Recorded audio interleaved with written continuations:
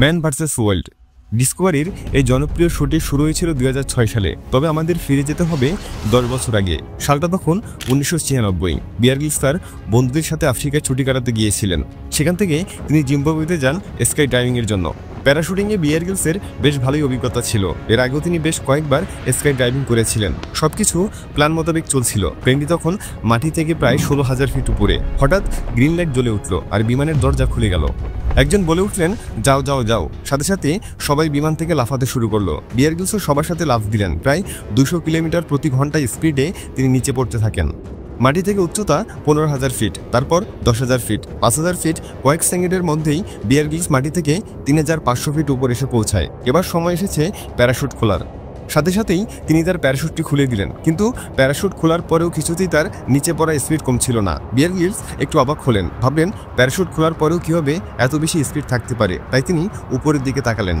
এরপর যা দেখেন তা দেখার পর বিয়ার পুরো প্যানিক হয়ে গিয়েছিলেন। তিনি দেখতে পান তার প্যারাশুটটি ঠিকমতো খোলা হয়নি। প্যারাশুটের রশিগুলো একটির সাথে অন্যটি প্যাঁচ খেয়ে আছে, যার ফলে প্যারাশুটটি তার গতি কমাতে পারছে না। এমন সিচুয়েশনে তিনি প্যারাশুটের রশিগুলো ধরে নাড়াচাড়া করতে শুরু করেন। বারবার চেষ্টা করতে থাকেন প্যাঁচ খেয়ে থাকা রশিগুলোকে স্বাভাবিক অবস্থায় ফিরিয়ে আনতে, কিন্তু তিনি ব্যর্থ হন। ফলাফল কিছুক্ষণের মধ্যেই তিনি মাটিতে আছড়ে পড়েন। এরপর চোখে মুখে অন্ধকার দেখতে শুরু করেন। মাটিতে পড়ে তিনি ব্যথায় কাতরাচ্ছেন। ব্যথার তীব্রতা এতটাই বেশি ছিল যে তার মনে ছিল কেউ তার মেরুদণ্ডের ভেতরে পাথর ঢুকিয়ে দিয়েছে। বিয়ার অপেক্ষা করতে থাকেন কখন তার বন্ধুবান্ধব তাকে এখান থেকে উদ্ধার করবে। এভাবে কেটে যায় বেশ কয়েক ঘন্টা। প্রায় 4 থেকে 4.5 ঘন্টা পর তার বন্ধুরা তাকে খুঁজে পায়। এরপর একটি গাড়িতে করে পাশের একটি হাসপাতালে নিয়ে যায়। বিয়ার গ্রিলস বলেছিলেন তখন তার এতটাই ব্যথা অনুভব হচ্ছিল যে তার মনেতে থাকে এমন ব্যথা সহ্য করার চেয়ে মৃত্যু ভালো। কিন্তু ওই সিচুয়েশনে তার মৃত্যু আসছিল না। হসপিটালে নেওয়ার পর ব্যথার কারণে তিনি বারবার জ্ঞান হারাচ্ছিলেন। অবশেষে ডাক্তার তাকে ইঞ্জেকশন দেন। এর ফলে ব্যথা কিছুটা কমতে শুরু করে। বিয়ার ভাবতে শুরু করলেন হয়তো তিনি ধীরে ধীরে সুস্থ হয়ে উঠছেন। পরদিন তিনি ডাক্তারকে জিজ্ঞেস করেন, আমি আবার কবে সুস্থ উঠব? আমার সুস্থ হতে আর কতদিন সময় লাগবে? উত্তরে ডাক্তার তাকে একটি এক্স-রে রিপোর্ট দেখান। রিপোর্টটি সামনে নিয়ে ডাক্তার তাকে বলেন তার পিঠের মেরুদণ্ডের প্রধান 3টি হাড় T8, T10 ও T12 ভেঙে গিয়েছে। মেরুদণ্ডের এই 3টি হাড় অনেক বেশি মজবুত হওয়া সত্ত্বেও বিয়ার গ্রিলসের এই 3টি হাড় ভেঙে একদম চূর্ণ বিচূর্ণ হয়ে গিয়েছে। ডক্টর আরও বলেন তুমি আর কোনোদিন হাঁটাচলা করতে পারবে না। এই কথা শুনে বিয়ারের মাথায় যেন আকাশ ভেঙে পড়ল, কারণ পাহাড়ে চড়া মানুষটি আর কোনোদিন নিজের পায়ে দাঁড়াতে পারবে না, এমনকি একা একা ওয়াশরুম পর্যন্ত যেতে পারবে না। বিয়ার গ্রিলস বলেন আমার পিঠের হাড়গুলো ভাঙার সময়ও আমার এতটা কষ্ট হয়নি যতটা কষ্ট হয়েছে হসপিটালে থেকে সেই হাড়গুলো জোড়া লাগাতে গিয়ে। সারাদিন হসপিটালে শুয়ে শুয়ে তিনি ভাবতেন তার বেঁচে থাকার উদ্দেশ্যটাই ছিল পৃথিবী ঘুরে বেড়ানো, অথচ ভাগ্যের কি নির্মম পরিহাস। তিনি আর কখনোই নিজের পায়ে দাঁড়াতে পারবেন না। এমন জীবন রেখে আর লাভ কি? মনে মনে নিজেকে নিজেই দোষারোপ করছিলেন। তিনি নিজেকে বারবার বলতে থাকেন সেদিন প্যানিক না হয়ে আমি চাইলে আস্তে ধীরে প্যারাশুটের রশিগুলো ঠিকভাবে খুলতে পারতাম, কিন্তু আমি কত বড় গাধা যে সেদিন মাথা ঠান্ডা না রেখে উল্টো প্যানিক হয়েছি। বারবার তার মাথায় শুধু এই মোমেন্টগুলোই ঘোরাফেরা করতে থাকে, আর সেগুলো ভাবতে ভাবতে নিজের উপর প্রচণ্ড রাগ হয় তার। এভাবে প্রায় 2 মাস কেটে গেল। বিয়ার গ্রিলস সুস্থ হওয়ার বদলে দিন দিন আরও অসুস্থ হয়ে পড়ছিল। সময়ের সাথে সাথে তার অবস্থারও খারাপের দিকে যাচ্ছে, কারণ সে সময় তার বয়স ছিল মাত্র 21 বছর। ওই বয়সে যদি কোনো যুবক এটা জানতে পারে যে সে কোনোদিন আর নিজের পায়ে দাঁড়াতে পারবে না, তখন তার মানসিক শক্তি হারিয়ে ফেলা অস্বাভাবিক কিছু না। বিয়ারের সাথেও ঠিক এমনটা হয়েছে। দিন দিন হতাশাগ্রস্ত হতে শুরু করে। ডিপ্রেশন তাকে সব দিক থেকে কাবু করে ফেলেছিল। রাতে তার ঘুম আসতো না, উল্টো আরও শ্বাসকষ্ট হতো। তার আশেপাশে থাকা পরিচিত মানুষরা এগুলো দেখে প্রচণ্ড অবাক হতো, কারণ মানসিকভাবে শক্তিশালী একটা ছেলে দিন দিন হতাশাগ্রস্ত ভীত হয়ে পড়ছে। কিছুদিন পর হসপিটাল থেকে রিলিজ দেওয়া হয়। বাড়িতে সে শুয়ে শুয়ে তিনি ভাবতে থাকেন আমি কি আবার আর্মিতে জয়েন করতে পারবো? কখনো কি আবার আগের মতো হাঁটতে পারবো? হঠাৎ তার চোখ যায় দেয়ালে থাকা মাউন্ট এভারেস্টের একটা ছবির উপরে। কিন্তু কেই বা জানতো দেয়ালের এই ছবিটির কারণেই বিয়ার নতুন এক জীবনের সন্ধান পাবে। ছোটবেলা থেকেই বিয়ার গ্রিলসও তার বাবার স্বপ্ন ছিল মাউন্ট এভারেস্টে চড়া, কিন্তু সেই সময়টাতে তিনি তো ঠিকমতো নিজের পায়ে দাঁড়াতেই পারছিলেন না। তবে হঠাৎ করে তিনি এমন কিছু করে বসেন যা তিনি নিজেও কখনো এক্সপেক্ট করেননি। পিঠে মেটাল বেস থাকার পরেও তিনি নিজের বিছানা থেকে উঠে পড়েন। কোনো মতে গড়িয়ে গড়িয়ে সেই ছবিটা পর্যন্ত পৌঁছায়। দেয়াল থেকে সেটিকে হাতে নেয় আর মনে মনে বলেন যাই হোক না কেন আমি শুধু নিজের পায়ে দাঁড়াবোই না, সাথে মাউন্ট এভারেস্টে চড়েও দেখাবো। সেই সময় বিয়ার গ্রিলস যা পরিকল্পনা করেছিলেন সাধারণ দৃষ্টিতে তা ছিল প্রায় একেবারে অসম্ভব। ব্রিটিশ আর্মিরা মাউন্ট এভারেস্টে অনেকগুলো মিশন করেন, তার মধ্যে একটি ছাড়া বাকি সবগুলোই ব্যর্থ হয়। এমনকি এত বড় একটা ইনজুরির পর তাকে বলা হয় তিনি আর কখন উপর থেকে লাফ দিতে পারবেন না, আর আর্মি থেকেও তাকে কোনো মিশনে নিতে রাজি হননি। তাই তিনি আর্মি থেকে রিজাইন নিয়ে নেন। রিজাইন নেওয়ার পর বিয়ার পরিকল্পনা করেন আর্মির পরিচয় নয়, বরং নিজের পরিচয় তিনি সেই মিশন কমপ্লিট করবেন। কিন্তু এত বড় একটা মিশনের জন্য তো তার অনেকগুলো টাকার প্রয়োজন। অন্যদিকে তখন তার কাছে এতগুলো টাকা ছিল না, তাই তিনি বিভিন্ন কোম্পানি ও মানুষের কাছে স্পন্সরশিপের জন্য আবেদন করতে শুরু করেন, কিন্তু কেউই তাকে স্পন্সর করতে রাজি হননি। কিন্তু হঠাৎ একদিন সাইকেল চালাতে চালাতে তিনি একটি কোম্পানির অফিসের সামনে এসে পৌঁছান। কোনো চিন্তাভাবনা ছাড়াই তিনি কোম্পানির ভিতরে প্রবেশ করেন। রিসেপশনে গিয়ে সরাসরি বলেন, আমাকে শুধু 2 মিনিটের জন্য আপনাদের সিইওর সাথে দেখা করতে দিন। তাকে কোনোভাবেই দেখা করতে দেওয়া হচ্ছিল না, কিন্তু অনেক রিকোয়েস্ট করার পর, অনেক বোঝানোর পর তাকে কোম্পানির সিইওর কাছে নিয়ে যাওয়া হয়। সেখানে দুজন ব্যক্তি খুব মনোযোগ সহকারে তার প্রস্তাবটি শুনে।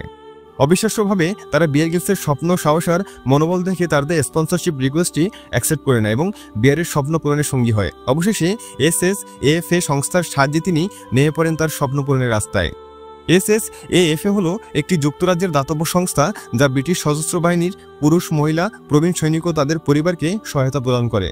প্যারাশুটিং দুর্ঘটনার 18 মাস পর 1998 সালের 16 মে তিনি তার শৈশবের স্বপ্ন পূরণ করার জন্য মাউন্ট এভারেস্টের চূড়ায় পৌঁছানোর যাত্রা শুরু করেন। যদিও সেই যাত্রাটি মোটেও সহজ ছিল না। বেশ কয়েকটি বড় বড় দুর্ঘটনার হাত থেকে বহুবার তিনি প্রাণে বেঁচে যান। অবশেষে মাউন্টেন প্রথম ও দ্বিতীয় এই 2টি ক্যাম্প পার করে তিনি পৌঁছান 3য় নম্বর ক্যাম্পে। শুধু আরেকটি ধাপ, তারপর পৌঁছে যাবেন স্বপ্নের সেই এভারেস্টের চূড়ায়। কিন্তু ঠিক তখনই আরেকটি বাধা তার সামনে চলে আসে। হঠাৎ তিনি মারাত্মক অসুস্থ হয়ে পড়েন। ডক্টর তাকে কিছুদিন বিশ্রাম নিতে বলেন, কিন্তু আবহাওয়া অধিদপ্তর থেকে জানা যায় মাউন্টেনে খুব বড় ধরনের একটি ঝড় আসতে চলছে, আর সেই ঝড় হওয়ার পর মাউন্টেনের চূড়ায় ওঠা কারো পক্ষে সম্ভব হবে না।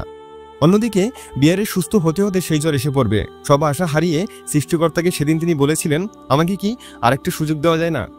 সেদিন বিয়ারের কথাগুলো হয়তো সৃষ্টিকর্তা শুনেছেন, যার মনে এত আত্মবিশ্বাস, এত সাহস, তাকে সৃষ্টিকর্তা কিভাবে বারবার খালি হাতে ফেরায়। তাই তো একদম মাউন্টেনের কাছে এসে ঝড়টি অন্যদিকে মোড় নেয়। ফলে মাউন্টেনের চূড়ায় ওঠার জন্য তিনি আরও 2 দিন সময় পেয়ে যান।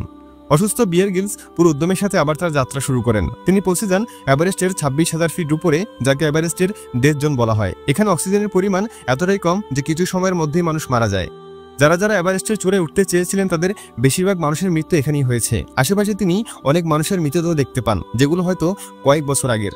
ভেতর থেকে তার মনে একটি ভয় কাজ করতে শুরু করে, কিন্তু তিনি নিজেকে বলেন, there is no plan B. সকল ভয়ভীতি কাটিয়ে তিনি আবার উপরে চড়তে শুরু করেন। চড়তে চড়তে পৌঁছে গেলেন পাহাড়ের চূড়া থেকে মাত্র 400 ফিট দূরে। তার আগে মাত্র 30 জন ব্রিটিশ নাগরিক এখানে পৌঁছাতে পেরেছিল। অবশেষে দুর্ঘটনার মাত্র 18 মাস পরই বিয়ার গ্রিলস পৌঁছে যান পৃথিবীর সবচেয়ে উঁচু পাহাড় মাউন্ট এভারেস্টের চূড়ায়। মাত্র 23 বছর বয়সে এভারেস্টের চূড়ায় উঠে সবচেয়ে কম বয়সী ব্রিটিশ নাগরিক ছিলেন তিনি। তিনি দেখিয়ে দেন অসম্ভবকে কিভাবে সম্ভব করতে হয়, কিভাবে নিজের স্বপ্নকে পূরণ করতে হয়। কিছুদিন আগে বিয়ার গ্রিলসকে প্রশ্ন করা হয়, 25 বছর আগে আপনি যে দুর্ঘটনায় পড়েছিলেন, এখনো কি সেই পেন আপনার শরীরে আছে? বিয়ার গ্রিলস তখন তার ইনস্টাগ্রাম প্রোফাইলে নিজের পিঠের একটি ছবি শেয়ার করেন আর বলেন, হ্যাঁ, এখনো প্রতিনিয়ত আমাকে এই ব্যথা সহ্য করতে হয়। বিয়ার গ্রিলসের মনোবল, আত্মবিশ্বাস আর দুঃসাহসিক সব অভিযান তাকে এক সাধারণ মানুষ থেকে সুপার হিরো বানিয়ে দিয়েছে। গল্প কিংবা মুভিতে তুমি হয়তো অনেক সুপার হিরোকেই দেখেছ, কিন্তু রিয়েল লাইফে বিয়ার গ্রিলসের মতো কজনকে দেখেছ? বিয়ার গ্রিলসের জায়গায় যদি অন্য কেউ থাকতো তাহলে হয়তো বাকিটা জীবন হুইলচেয়ারে বসে কাটিয়ে দিত। কিন্তু বিয়ার গ্রিলসের মনোবল হসপিটালের অভিজ্ঞ সব ডাক্তারদের মেডিকেল রিসার্চকে ভুল প্রমাণ করেছে।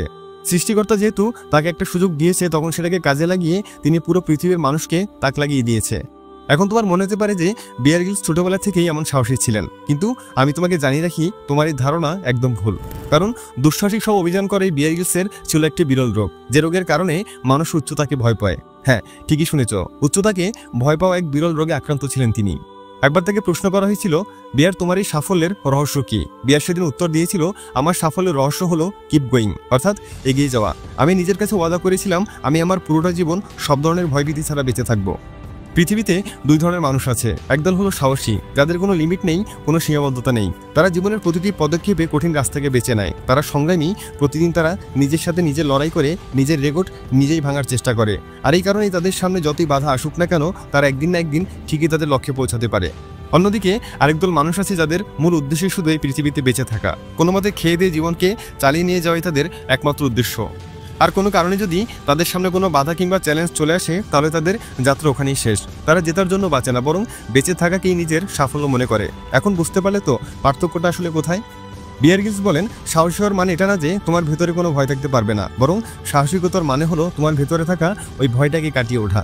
মনে রাখবে জীবন একটাই, কিন্তু সৃষ্টিকর্তা তোমাকে অনেকগুলো সুযোগ দেয়। তাই নিজেকে দুর্বল না ভেবে হাত গুটিয়ে বসে না থেকে সৃষ্টিকর্তা দেওয়ার সুযোগগুলো কাজে লাগাতে শুরু করো।